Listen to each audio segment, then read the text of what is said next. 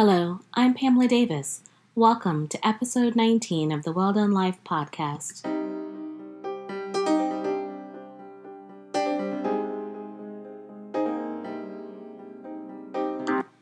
Hello, and welcome back to this is episode 19 of the Well Done Life podcast, and I'm your host, Pamela Davis, and I am so excited to be here with you on Saturday night at 10:30. And if you are just listening to the Well Done Life podcast for the first time, welcome. This is a podcast about building a community. We're building a community by sharing experiences. You've come at the right time. I just started not too long ago in February, and I'm sharing my stories under the hope that you can learn from me and that I eventually will continue to grow this platform so that as a community we can share each other's stories. I can bring new people into the fold who will share with you as well, because I feel like we're at a place where we really need to lean into each other so that we can learn from each other. That's really going to be the key for us to affect change in this world and to be able to grow.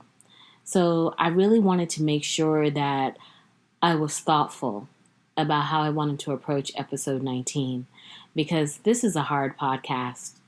We have so much going on in our country right now, so much unrest, and it's so unfortunate, but it's so needed.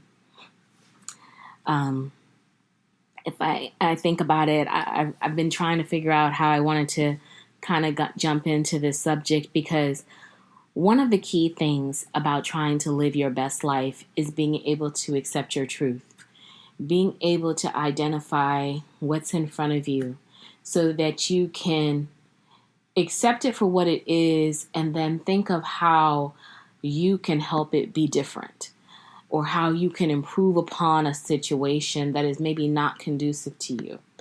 And I cannot tell you how hard it is to be Black in America. This week, I have felt so heavy in my soul. I am just astonished at the levels that we just keep going to as a country. The brutality against George Floyd, Ahmaud Arbery, Breonna Taylor. There's just so many. And it's like you get tired of saying names. And there's tons of others, unfortunately, that don't get national coverage. But this is a problem. And this isn't an old problem. This is a foundation in which our country has been built upon. And I can't live my best life unless I speak my truth about how I feel. But at the same time, I can't help others live their best life if I don't engage in conversations. And I'm hopeful that this podcast will be an opportunity to help engage you to want to share with me so that I can educate you on what it's like and through my lens, and you can educate me on what it's like through your lens. And maybe we can grow together, because I'll be honest, what we've been doing right now is not working. And it really isn't. I mean, this isn't new. This isn't something that has never been done. People have been marching, have been rioting, have been looting, have been dying for equality in our country for over 300 years. So it's like you can't keep doing the exact same things over and over again, expect something different. And people are tired. I'll be honest. I'm exhausted emotionally right now. It's heavy. It's really heavy. But I still am going to persevere and go on, because I know it's not necessarily all about that. Obviously, what's happening right now is happening because it has to. We can't continue going on the way that we are and expect that we are going to be able to live a better life. Right now, our country is in a complete state of unrest with the pandemic, with record unemployment, and now this. If we don't come together at this point, we'll never come together. And I have to believe, as an optimist, as a person who wants to see us continue to grow and advance, that we will take this time to really figure out how we can address the problems of racism. But the key is addressing the problem of racism.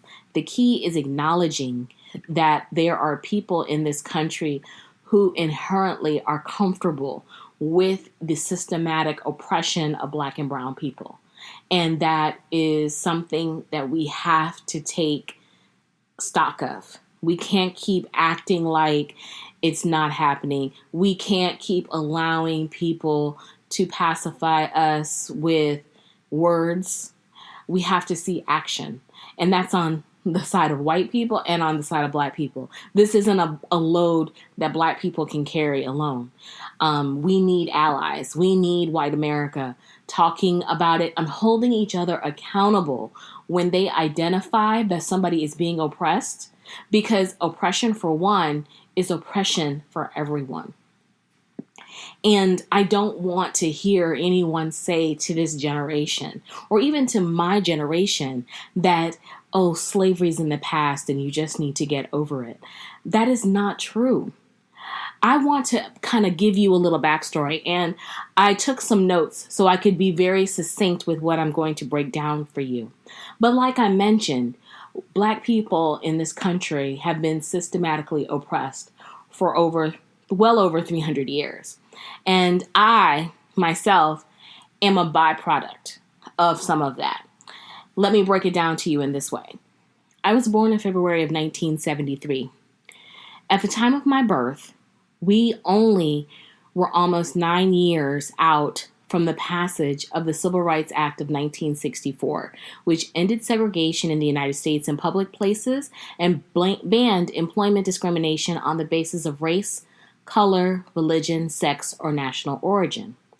That was 1964. And then remember, at the time of my birth in February of 1973, we were only 5 years after the passage of the Civil Rights Act of 1968.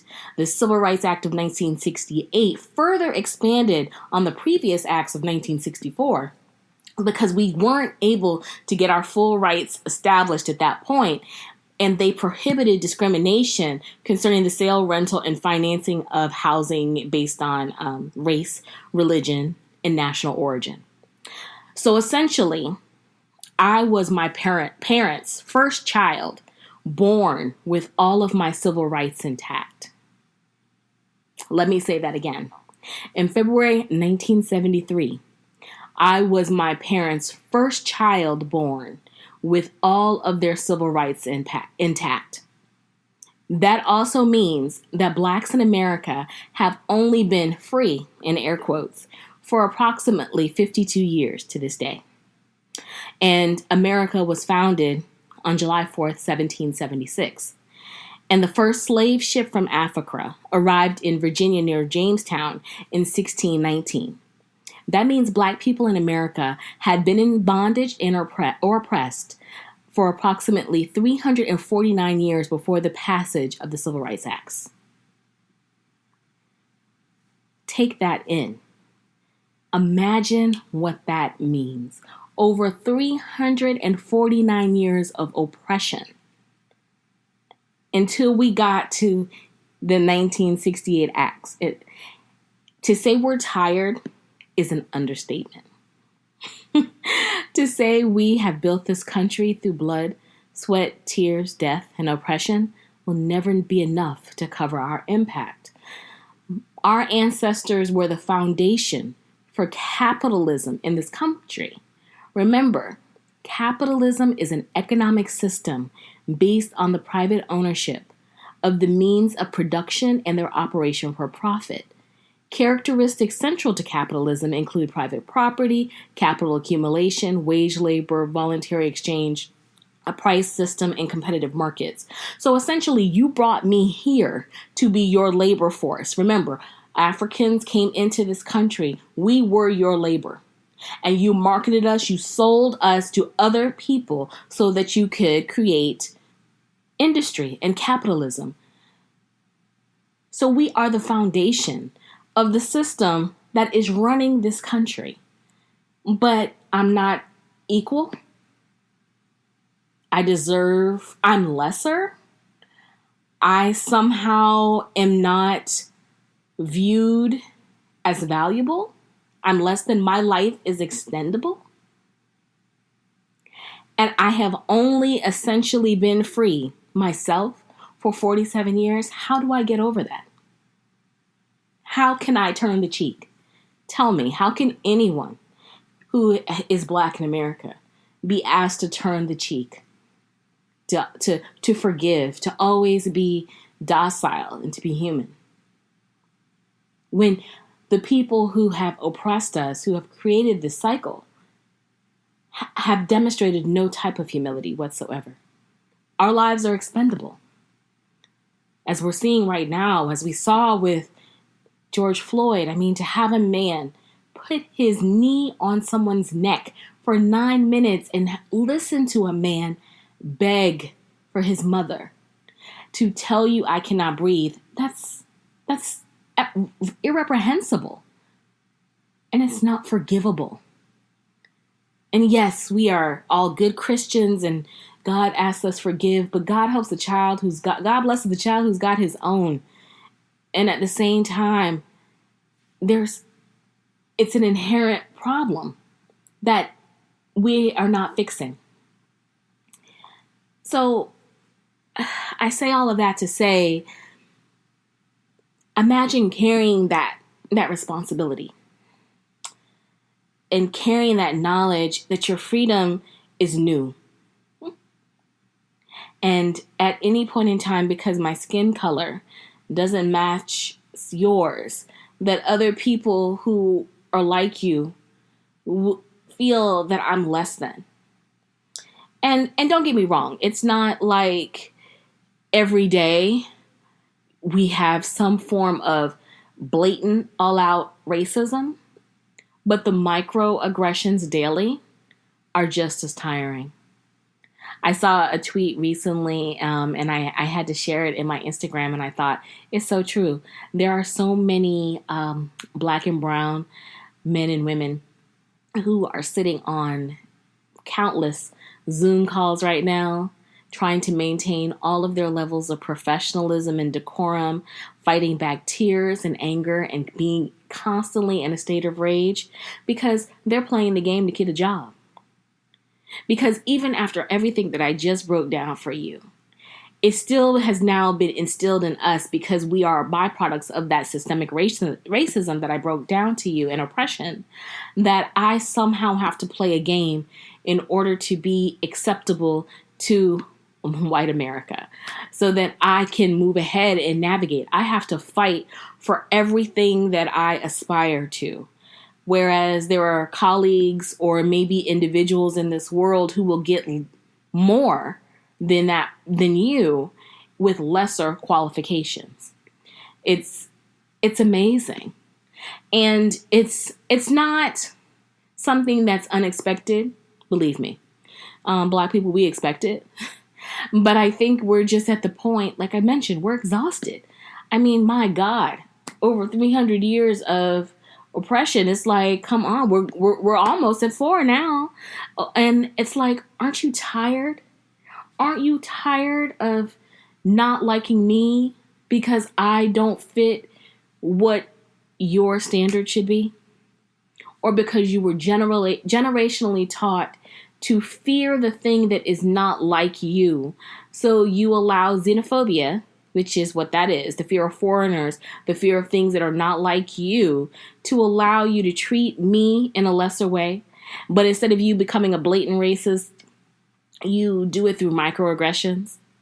Or you feel confident in yourself that you are not racist because you have that, like I mentioned, a black friend, that one black friend, or that colleague at work that you interact with. I don't know how many people need to hear this, but maybe you need to hear it from somebody like me or somebody else.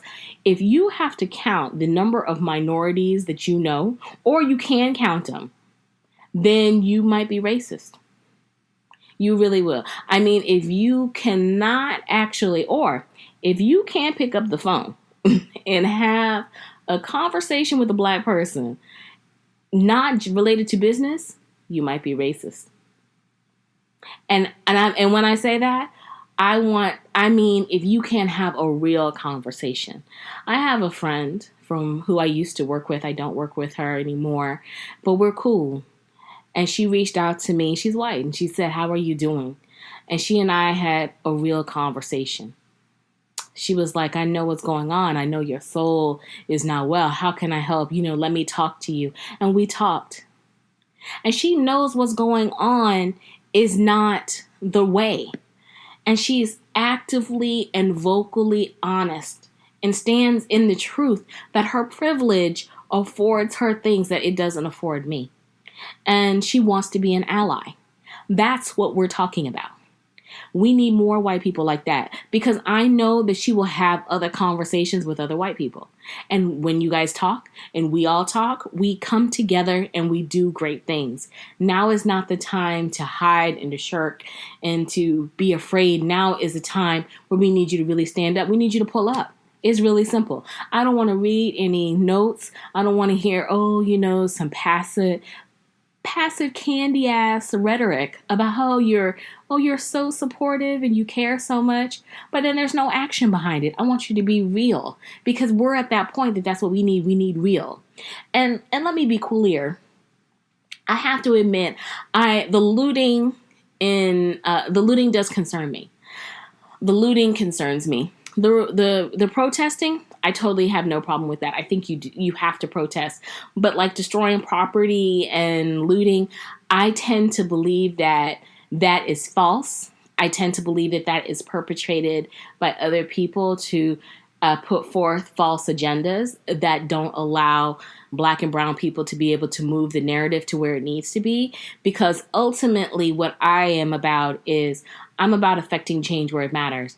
I think if we have not learned by now, or we are not learning, that each of us has to be very clear about what our expectations are of the political system, of our elected officials, we have to get clear.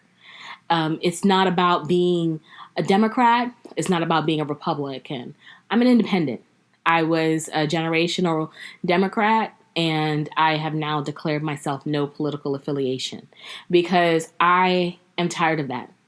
I feel that it's time to get down to brass tacks about what is going to really affect change, because ultimately I am concerned about what is going to, or who is going to, advance the interest of Black and brown people. But I will say one thing: I do not support the current presidency by any means, because this is a byproduct of what he is about, his agenda. And that's a whole another conversation, because ultimately you have to get clear also about what you stand for, because if you don't stand for something, you will fall for anything, and I'm not falling for anything. So I think that's an important aspect of this as well. We have to get very clear. We have to start having those conversations. And I'm trying to personally sit here and figure out how I'm going to get involved in the political system. Am I going to register people to vote? I'm trying to have as many conversations as I can with Blacks and white people. Anybody who wants to engage me in a conversation, whether I agree with you or not, if you try to engage me, I'm going to try to connect with you, because I feel like at this point in time, we have to educate each other, because I'm trying to give it space to think that maybe some of the ignorance that I hear, some of the ignorance I see is because you don't know and you're so sheltered away from it that maybe you feel like you have that flexibility, or your privilege has afforded you not the opportunity to be involved. But for those of us that live this life every day, being Black in America is more than us being entertainment sources for you. We are not just trendsetters. We are not just motivators. We are individuals who bleed, who cry, who live, and we deserve to be treated as equals. Our lives have to matter. I'm afraid of the police just like anybody else. And I try to make sure that I toe the line, because I have had my own experiences, and it shook me to my core. And I'm not going to really get into it too much, but it happened a few years ago. And I don't talk about it too often because it scared the crap out of me. I was maybe less than 10 minutes from my home. And the officer who stopped me, he had the mitigated gall to look at my address and everything. And he was like, well, how can you afford to live here? You live over there? Yeah, I live there. I have a job. I work. And why are you asking me that? You pulled me over because my tint was too dark. Really? My tint was too dark now. But that's a whole nother conversation. And at that point when it was over, I was just blessed to be able to go home. And when I've gotten pulled over, that's all I think about, because I think about how my dad trained me. If I got pulled over, make sure I keep my hand at 10 and 2 and don't move unless the officer tells me to move, and try to keep my comments very short. Because yes, I, just like a black man, was trained on how to go out here. That is an inherent part of our development as black people in this country. You have to learn how to navigate. There's just, again, it's so many rules to playing the game. And I'm tired. I am tired. And all of us, we're tired. That's why things are the way that they are right now. And I wish that I could offer some positive way of us getting through it. But right now, I haven't figured it out. I really haven't. I believe that we will get through it, but it's going to take all of us. And ultimately, I hope that we all can come together and do what is necessary to move our country forward. Because if not for me, for my generation, for the next generation, I don't have children, and I pray for every parent that has a child, because I could only imagine the fear you must feel right now. Because I only have my mom and my sister, but that's my family, and I'm afraid for us every day.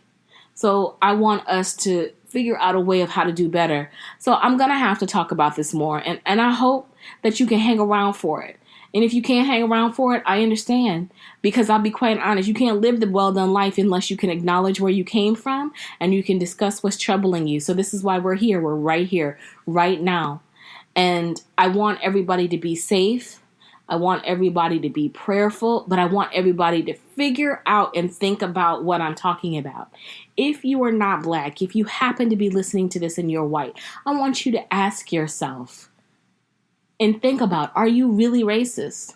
And like I said, racism, is really simply questioning the amount of diversity that you have in your life. And if you can count like the number of people that you have the innate ability to have true, honest conversations with, who are of color, and you only come up with probably like one or two people on your own hand, or you have to really think hard about it, you might have to check yourself. But that's something only you can do. And the same goes here, because I have to admit, I cannot isolate myself from people who are not like me. So I'm not doing that.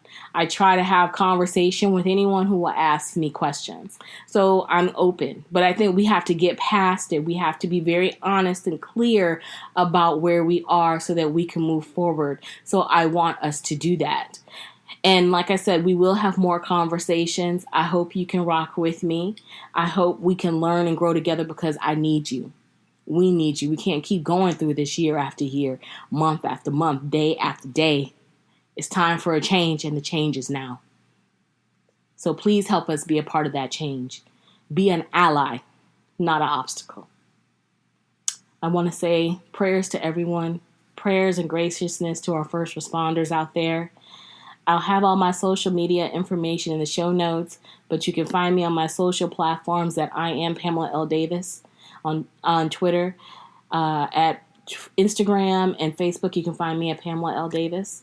You can email me at thewelldonelife@gmail.com. And you can find this podcast on Stitcher, Apple Podcast, Spotify, any podcast out there. So thank you for listening. I hope some of it resonated with you. And I'm praying for you all. Until we talk again, good night.